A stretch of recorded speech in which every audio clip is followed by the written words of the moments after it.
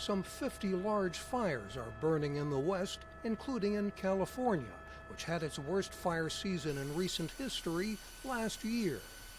Water levels have plummeted at Lake Oroville, the state's second largest reservoir, and at Lake Mead in neighboring Nevada and Arizona, threatening to reduce electric power generation.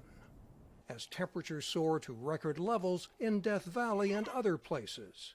In the town of Paradise, destroyed by a devastating 2018 blaze, firefighters are getting ready for the possibility of another deadly fire season. The moisture that is in the vegetation is extremely low for this time of year, which means our potential for a long duration fire season is there. Most wildfires are started by people or lightning strikes. When the brush is dry and dense, as it is today, the danger is higher. So we've had vegetation build up to a point where now there's a lot of fuel to burn on these landscapes at the same time that these landscapes are drying with climate change. Resources have been stretched thin in recent years, and large fires sometimes burn until the weather changes. It makes a nice picture to see an airplane drop retardant on a fire, but if that fire is any size, fuels are dry, it's hot, dry, windy, and high intensity fire, it's like spitting on a campfire.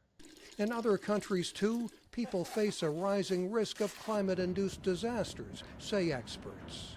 Climate change and extreme weather, extreme droughts, extreme flooding, it's all tied together. Extreme heat and sometimes extreme cold.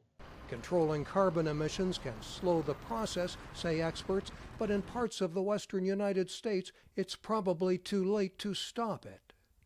And it's the difference between having a big challenge of adaptation versus an impossible challenge. That's partly because extreme weather is changing conditions both on and underneath the Earth's surface. Our water supply is going to be lower and less secure. It's going to be more variable. This is happening elsewhere in the world, increasing the risk as fire seasons get longer.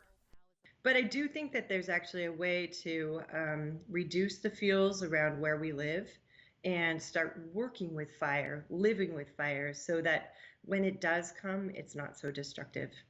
We can manage the threat, she says, while reducing the carbon emissions that are changing the climate. Mike O'Sullivan, VOA News, Los Angeles.